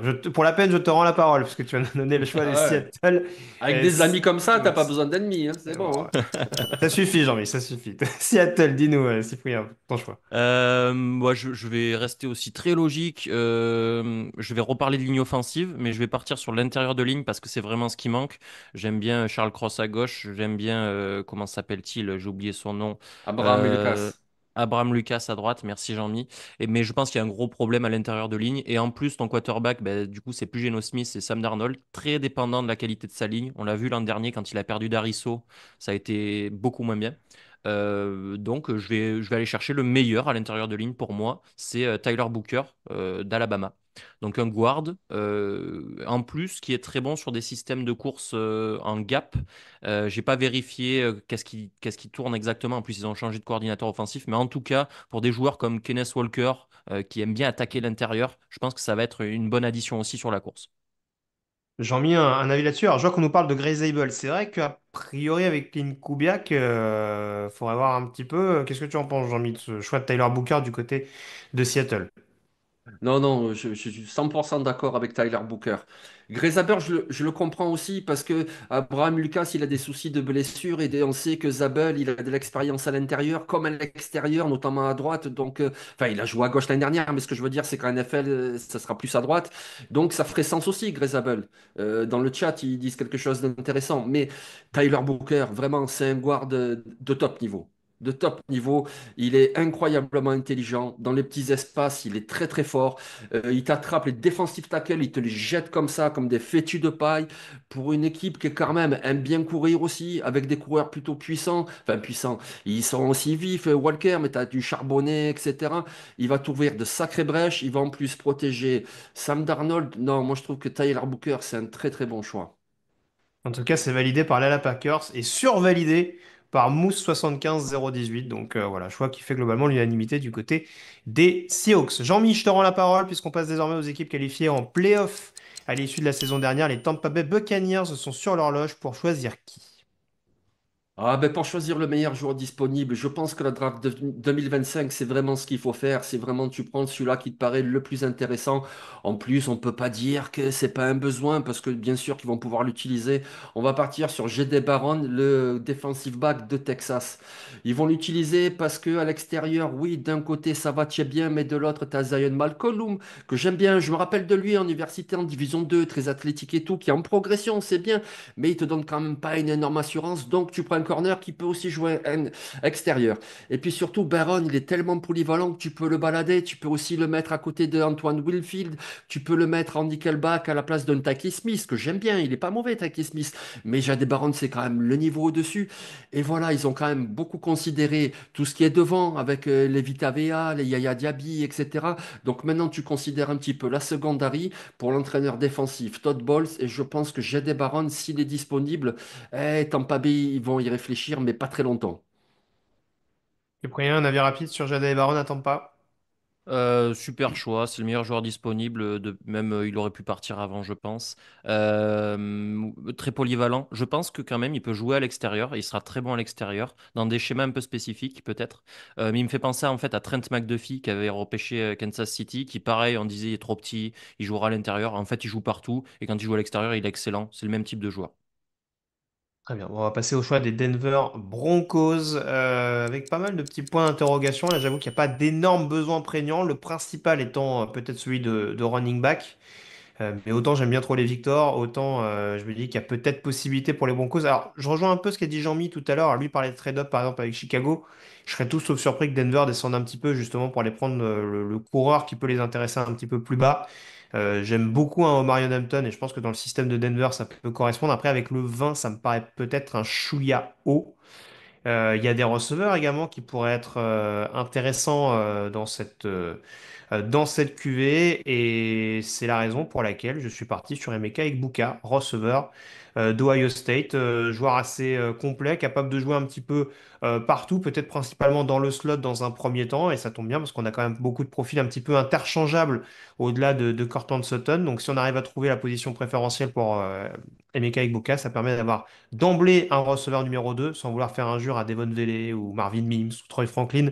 Très honnêtement, ça paraît quand même être le niveau au-dessus et ça peut permettre d'apporter un petit peu plus d'explosivité à cette attaque de Denver pour être encore plus à l'unisson avec le niveau défensif qu'on a vu la saison dernière. Jean-Mi, d'accord avec ce choix?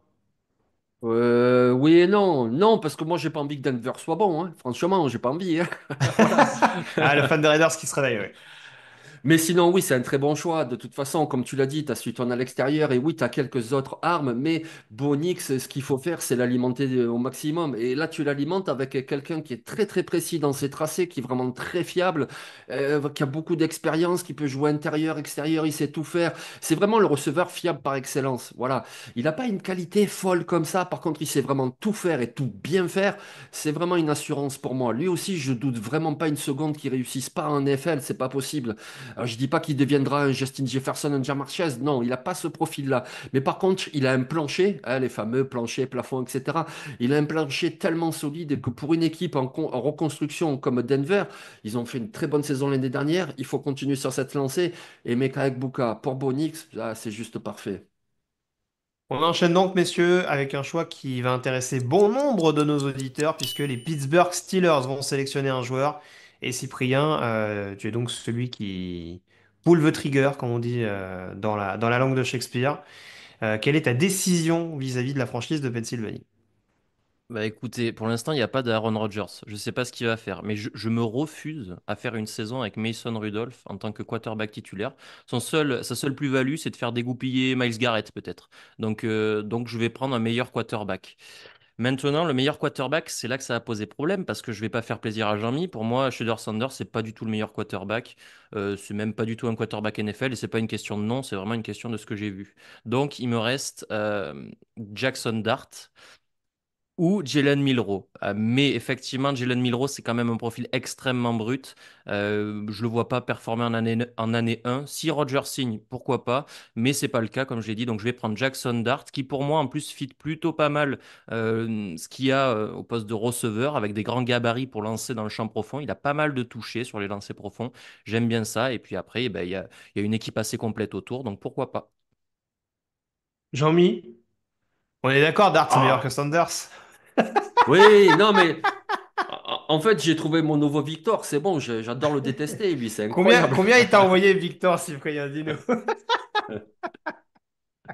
Non, mais de toute façon, je respecte son choix et c'est pour ça qu'on voit aussi tous les ans que les staffs NFL, ils n'ont pas la même évaluation sur le même joueur. Et on se dit, mais comment ça se fait? Ben oui, ben c'est comme ça, suivant ton système, suivant ce que tu préfères, etc. Donc, je respecte tout à fait son choix, même si je suis pas du tout d'accord. Il n'y a pas un jour pour moi où je prends Dart avant Sanders, pas un jour. Voilà, et c'est même pas une discussion. Mais bon, après, pourquoi pas? En tout cas, c'est vrai que Pittsburgh, franchement, cette situation, sans quarterback, enfin, t'as juste Mason Rudolph, vraiment, ça fait pitié. Vraiment, je vois pas comment Mike Tomlin il passerait sur Shedeur Sanders, mais de toute façon, il leur faut un quarterback. Alors allez, hein. Ah, c'est vrai que le swag, ça peut lui plaire à Mike Tomlin, hein. C'est pas le genre de choses qui lui fait peur. On le voit sur le poste de receveur, quarterback. Voilà. Après, il faut voir les qualités intrinsèques. Juste, je rebondis à une question qui a été posée très rapidement sur le chat. Hein, Olerb 971 qui nous dit pourquoi des quarterbacks, notamment, qui ont été très en vue pendant leur cursus universitaire, type Ewers ou Howard, sont moins mis en avant, par exemple, qu'un Jackson Dart. Dart, pour le coup, était mis en lumière, hein, parce que certes, Ole Miss n'a pas joué les playoffs, mais en tout cas, était un gros figurant. Et après, il y a aussi beaucoup d'autres intangibles, impondérables, pour mieux le traduire, qu'il faut quand même aussi prendre en considération. C'est-à-dire bah, le gabarit pur et dur, le déplacement dans la poche, tout ça, c'est des éléments aussi qui font que bah, si on a un quarterback un peu plus traditionnel, un peu plus dans les standards NFL, même si Jackson Dart a peut-être d'autres défauts un peu plus perfectibles, ça jouera forcément plus dans leur cote, même si voilà, le CV, on dira, brut universitaire et du programme a été un peu plus reluisant. On passe au 22e choix. Jean-Michel en la main, les Los Angeles Chargers, autre équipe, hormis Denver, cher à ton cœur, sont sur l'horloge. Qu'est-ce qu'ils réalisent, les hommes de John Harbaugh? Ouais, ouais, un petit coucou à Raoul, mais ouais, voilà, encore une équipe, j'espère ils vont rien faire du tout. Donc en fait, ben, je vais vous dire TR Tart et Dashon Hand. Voilà, c'est leurs deux titulaires en tant que défensif tackle. Alors, ce sont des bons joueurs, il faut les garder, mais dans la rotation, franchement. Donc voilà, c'est pour ça qu'on y va sur Kenneth Grant, le défensif tackle de Michigan. Et c'est pas juste une histoire parce qu'il vient de Michigan et que l'entraîneur et le coordinateur défensif aussi. C'est pas juste on le connaît, allez, on l'aime bien, on le prend. Non, il y a un gros besoin dans l'équipe. Premier point. Deuxième point, Kenneth Grant, je le trouve très très bon. Dans un premier temps, ça va être un super joueur contre la course. Mais n'oubliez pas que Dexter Lawrence, il a mis 3 saisons en NFL à être aussi très bon contre la passe. Je suis pas en train de dire que Grant va devenir aussi bon que Dexter Lawrence, parce qu'il a très peu des joueurs comme Dexter Lawrence, c'est un phénomène. Mais je suis en train de dire que même s'il apporte pas vraiment en pression en saison rookie, ben ouais, ben Dexter Lawrence c'était pareil. Et donc troisième point, oui, en plus ils le connaissent, et c'est pas juste on le connaît, on l'aime bien, on fait des blagues ensemble, c'est on sait comment l'utiliser, on sait là où il est très fort, on sait là où il est un peu moins fort, donc on va le mettre dans les meilleures conditions possibles. Donc pour moi, Kenneth Grant, Michigan aux Chargers. Très bien. Cyprien? Ouais, c'était totalement anormal que Kenneth Grant soit encore là, donc heureusement que Jean-Mi a stoppé sa course effrénée vers le bas, parce qu'il ne méritait pas, c'est un bien meilleur joueur que la 22e position. Très bien. Bah écoute, ça a été validé également sur le chat, notamment par Chargers France. Donc on va pouvoir avancer, messieurs, avec le 23e choix, celui des Green Bay Packers. Alors, je sais que je suis écouté par certains de nos homologues de la rédaction avec une très grande attention. Il y a beaucoup de questions qui se posent, selon moi. Et alors, on a beaucoup avancé la question des cornerbacks. Aujourd'hui, avec ceux qui sont déjà partis, on va dire dans les joueurs encore potentiellement disponibles, il y a peut-être un Maxwell Hairston dont la cote augmente, mais ça me paraît encore un peu haut. Un premier tour pour un joueur qui ne présente pas toutes les garanties, même s'il a ce profil un peu playmaker qu'avait en son temps Jair Alexander, mais c'est un peu plus inconstant, je trouve, depuis quelques années. J'ai un peu plus louché du côté des lignes. En plus, ça tombe bien, Gutkins t'aime bien ce secteur-là dans un passé un petit peu récent, hein, que ce soit Rashan Gary, Lucas Van Ness, j'ai plus son prénom, mais Morgan, le lineman offensif d'Arizona également la saison passée. Jordan Morgan. Jordan, merci Cyprien. Donc, je me suis un peu posé la question, est-ce que je pars sur le poste qui me semble le plus à besoin ou sur le meilleur joueur disponible? Pour moi, il y avait potentiellement un joueur très intéressant sur la D-line qui était Derrick Harmon, qui était potentiellement disponible, qui pouvait ajouter beaucoup plus de pression sur le pass rush et continuer justement cette envie d'être un peu plus volontaire, surtout qu'on voit que ça reste quand même malgré tout un petit peu inconstant, hein. Pour preuve, on a lancé Nak Barré comme titulaire, c'est que bah, on n'a pas une totale confiance encore aujourd'hui en Lucas Van Ness. Je suis quand même parti sur le meilleur joueur disponible. Et sur un joueur que j'aime beaucoup, et sur un joueur qui fit très bien en plus dans le système offensif de Green Bay. Je suis parti sur Kelvin Banks, tackle de Texas, pour potentiellement prendre la suite.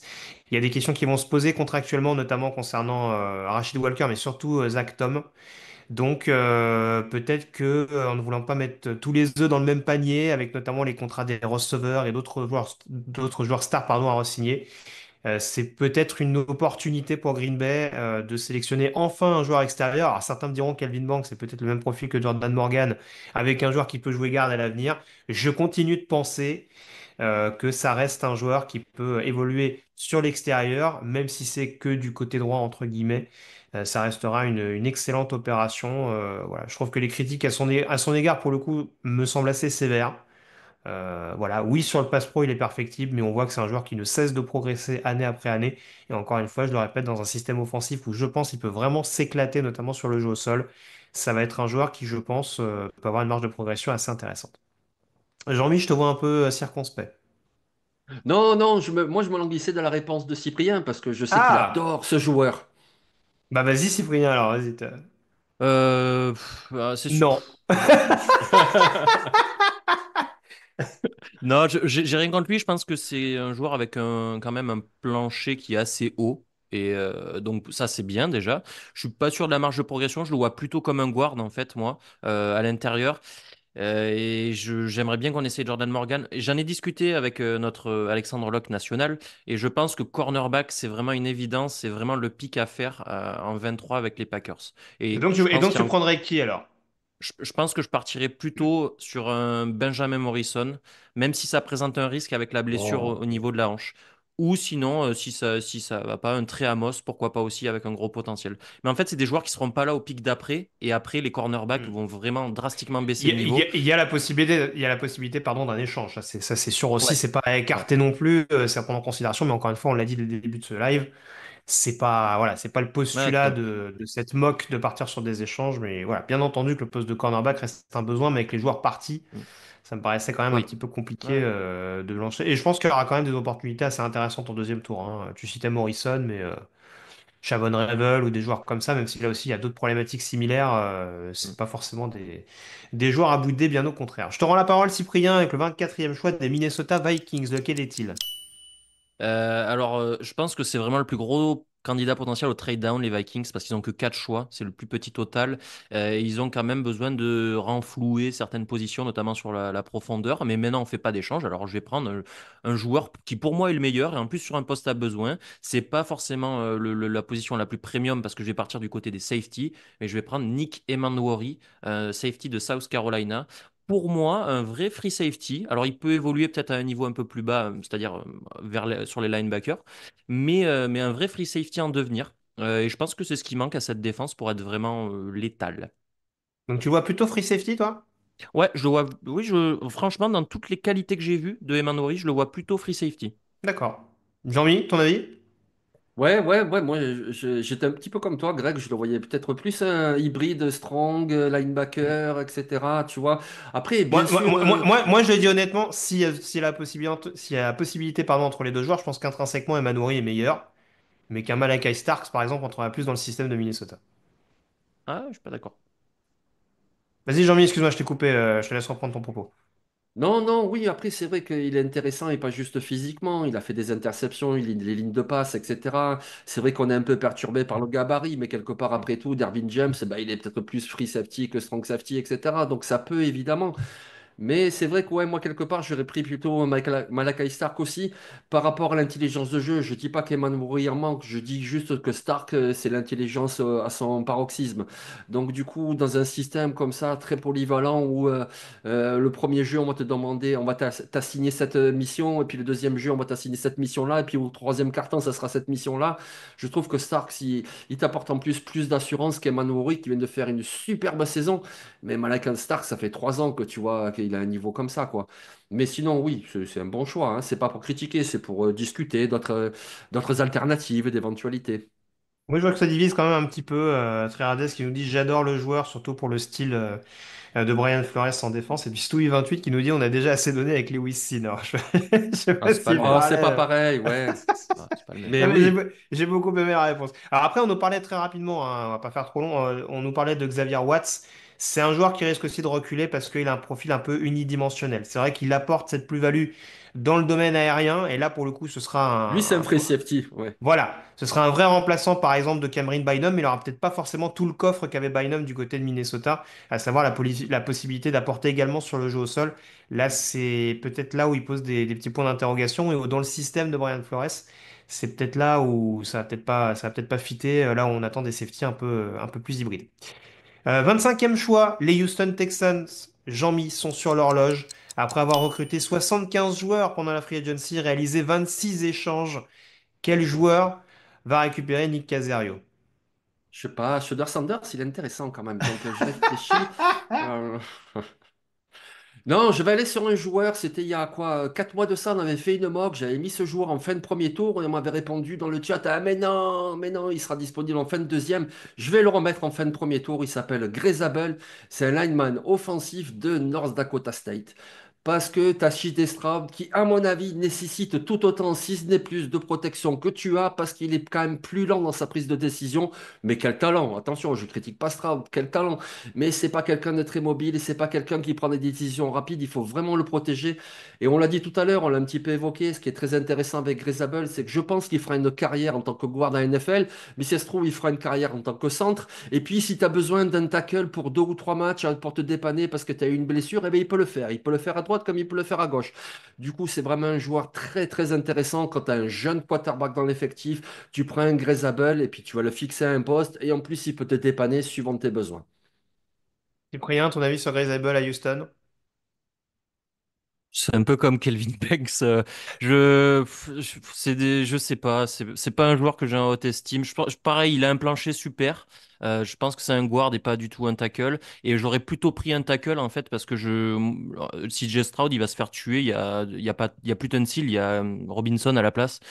Voilà, j'aurais pris un vrai tackle gauche qui sait protéger, notamment pour le citer Connor Lee. Voilà. Tu vas noter le titre de ce replay sera CJ Stroud va se faire tuer cette année. On est dans de la punchline hein, sur la mock draft, hein. Ah ben c'était son article, là, Cyprien. Vous pouvez le Oui, retrouver sur oui. le site d'ailleurs. Ah oui, le fameux soldat Stroud qu'il faut sauver, oui, j'avais oublié.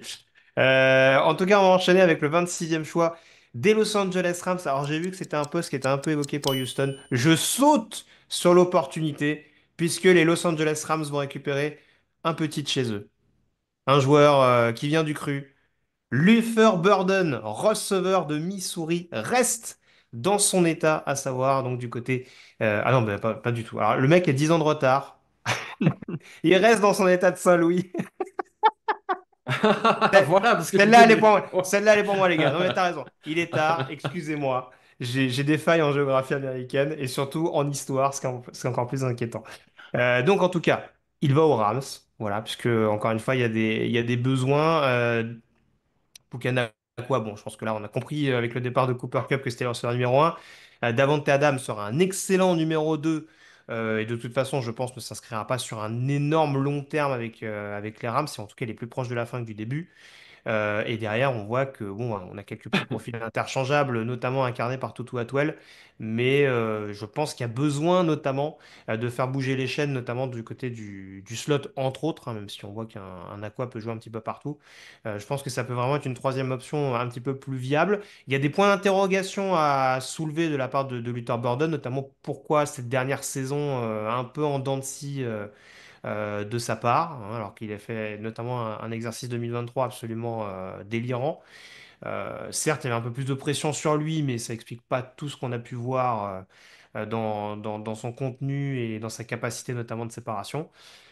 Donc, ça va être des éléments à surveiller, mais je pense que le mettre en receveur numéro 3 dans une équipe assez complète aujourd'hui comme celle des Rams, c'est pas forcément quelque chose de farfelu. On parlait de patience tout à l'heure. Je pense que prendre en effet le temps de le perfectionner dans un staff qui est parfaitement capable de faire son travail, en tout cas qui est un de ceux pour lesquels je m'inquiète le moins en ce qui concerne le développement des joueurs en interne, surtout en attaque avec Sean McVay, ça me paraît pas déconnant. Donc, je saute sur l'occasion de prendre le Fairburn, non pas à Saint-Louis mais à Los Angeles.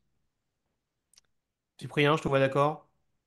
Oui et non, je pense que c'est un bon joueur. Après, les échos de ses interviews dans le processus pré-draft sont vraiment mauvaises.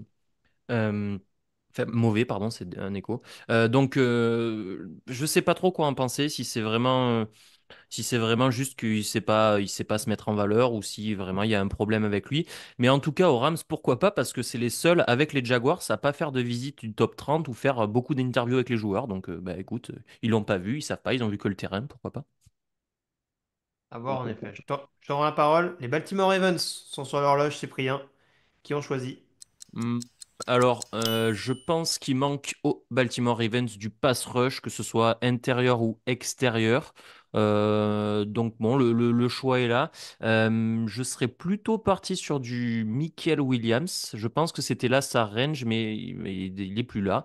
Et il me reste deux choix qui me plaisent bien. Alors soit Shemar Stewart, soit Derrick Harmon. Et je préfère Derrick Harmon. Donc c'est sur une position peut-être un peu plus intérieure, mais un très bon pass rusher qui apportera à cette franchise qui fait des sacs, mais qui est quand même sur courant alternatif et qui est dans un système de rotation sur ses lignes. Jean-Mi, Derek Carmon à Baltimore, ça fait sens? Bah, je sais pas.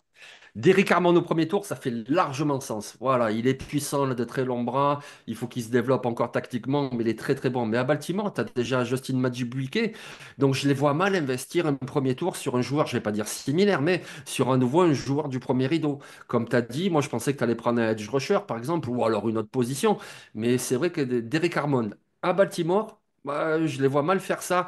Après, ils nous ont habitués à laisser glisser le meilleur joueur disponible. Derek Harmon, on peut tout à fait le considérer comme un des deux, trois meilleurs joueurs disponibles, donc pourquoi pas. Mais c'est vrai que bon, ça m'a un peu surpris là. Et Les deux derniers choix, c'est pas du tout le même profil, mais on sait que Michael Pierce a pris sa retraite aussi récemment, et du coup, tu as peut-être aussi besoin d'un peu de profondeur sur la D-line. S'il faut éventuellement faire souffler un petit peu des Broderick Washington, par exemple, ou des Travis Jones. Travis Jones, Ouais. Donc, à surveiller. Mais oui, oui, je te rejoins un peu. C'est vrai que. En effet, Edge est le besoin le plus prégnant, mais là, il y a la logique du meilleur joueur disponible qui peut s'entendre. Jean-Mi, Détroit est sur l'horloge pour sélectionner qui? Oui, oui, Détroit sur l'horloge, et puis Et puis, ben, on l'a dit, cette année, il n'y a pas de grosse tête d'affiche, mais il y a quand même de la profondeur. Et puis, je pense que là, si tu y vas quand même sur les besoins, il n'y en a pas énormément à Détroit. Donc, le besoin, c'est pass rusher extérieur. Et quelque part, tu as le choix, là. Il y en a plusieurs. C'est vrai, tu as le joueur de Boston College avec un nom imprononçable. Tu as un Mike Green qui est toujours là. Ça pourrait être un meilleur spécialiste que le James Houston qu'ils ont essayé, voilà. Mais il est un petit peu unidimensionnel et tout. Donc, du coup, je vais y aller sur un joueur un petit peu plus complet. Un pass rusher, un defensive end, il s'appelle Nick Scourton de Texas A&M. Alors ça aurait pu être chez Mark Stewart, son pendant justement à l'université, mais il faut quand même pas oublier que Nick Scourton, il a que 20 ans. C'est le plus jeune de tous, c'est le plus jeune là de tout notre premier tour, c'est lui le plus jeune. Déjà, ce qu'il montre maintenant, c'est très fort. En plus, il a une super marge de progression. En plus, il est bon contre la course. En plus, il a déjà montré quelques qualités en pression qu'il va continuer à développer. Donc, je pense que Nick Scorton, déjà, il peut apporter un complément à Aidan Hutchinson avec un profil vraiment complémentaire. Et en plus, avec une marge de progression et un développement, il pourrait devenir un des meilleurs du plateau d'ici 3 4 ans. Donc, ouais, Nick Scorton en fin de premier tour, à Détroit en plus, ça me plairait bien. Je les verrais bien faire un truc comme ça. Olerb sur le chat qui nous dit Jean-Mi président. Je crois qu'il est d'accord avec toi globalement. Est-ce que tu l'es également, Cyprien?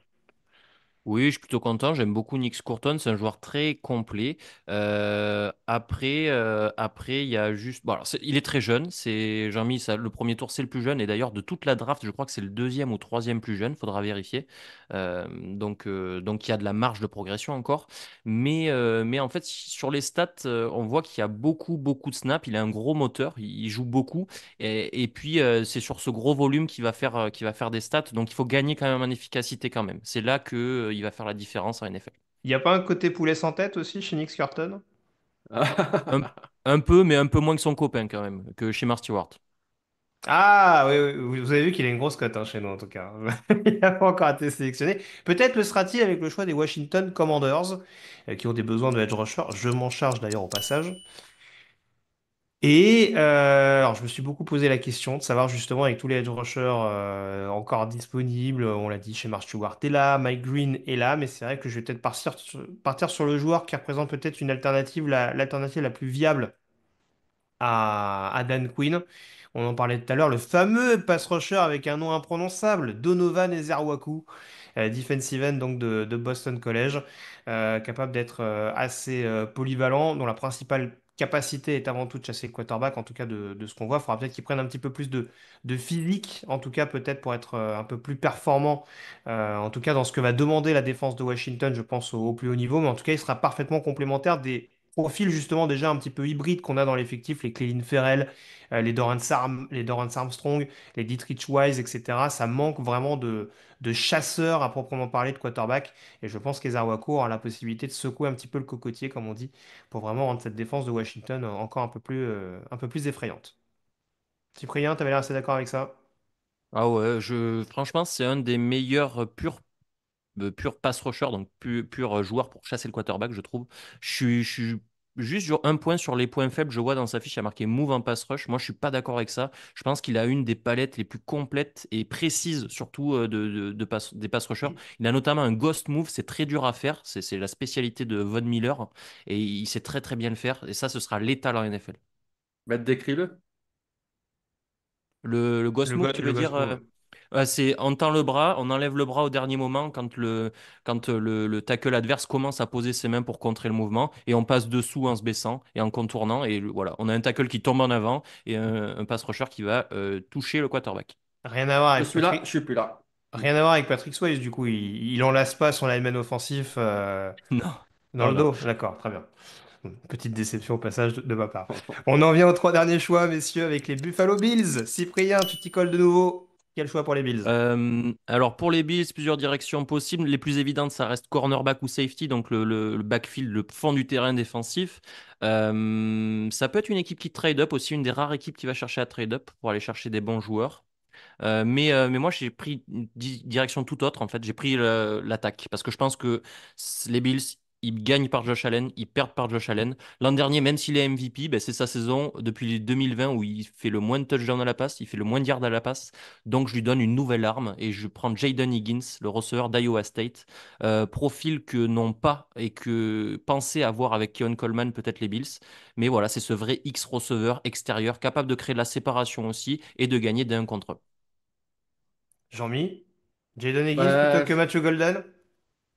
non, oh non, Matthew Golden non plus. Mais je veux dire, Jaden Higgins, moi j'aime beaucoup le joueur, mais effectivement, tu viens de le dire, Keon Coleman. Alors ok, ils sont pas identiques, mais ils ont déjà pris voilà un receveur grand athlétique. Moi, je les vois pas aller là-dessus, tu vois, sur Jaden Higgins. Mais après, je vais vous poser une question à tous les deux. Voilà, ça sera pas forcément populaire, etc. Mais un Omarion Hampton qui glisse comme ça, les Bills, sans faire un duo avec James Cook. Ils reproduisent un peu le duo de Détroit, tu vois, avec un Cook qui est très virevoltant et très bon à la passe, et un Hampton qui est très bon au jeu au sol.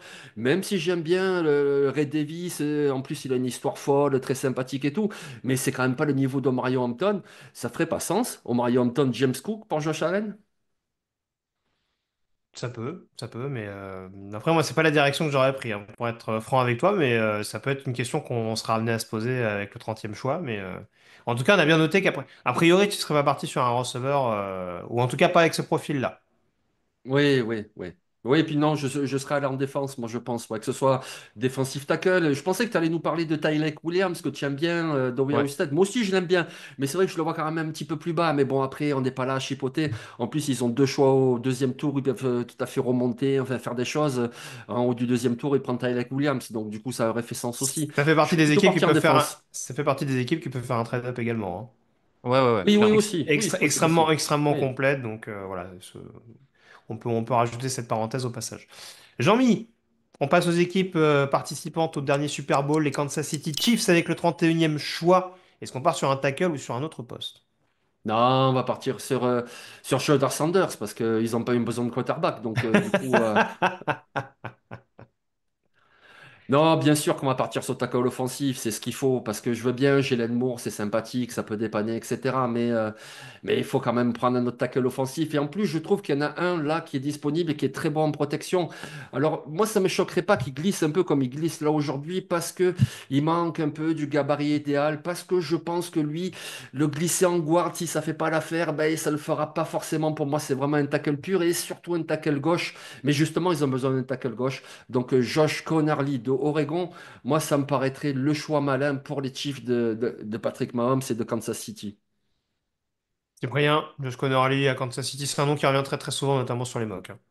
Ah oui, oui, excellent choix. Moi, j'adore le joueur. C'est techniquement, je pense que c'est l'un des meilleurs en protection de passe. Ah oui, oui, oui. Il apporte pas que sur la course comme d'autres, mais en protection de passe, c'est vraiment l'un des tout meilleurs. On termine donc ce premier tour de la mock draft avec le choix des Philadelphia Eagles. Cyprien, je te permets le luxe de finir. Est-ce qu'on part sur la ligne défensive ou sur les lignes en règle générale d'ailleurs du côté de Philadelphie? Sur un coureur. Oui, Alors, normalement, si tu représentes Victor comme il se doit, tu dois finir avec un coureur. Mais bon, ça ferait. Il y en a un disponible là, euh, hein. ouais, mais non, non, moi, j'aime pas trop les coureurs au premier tour comme Victor.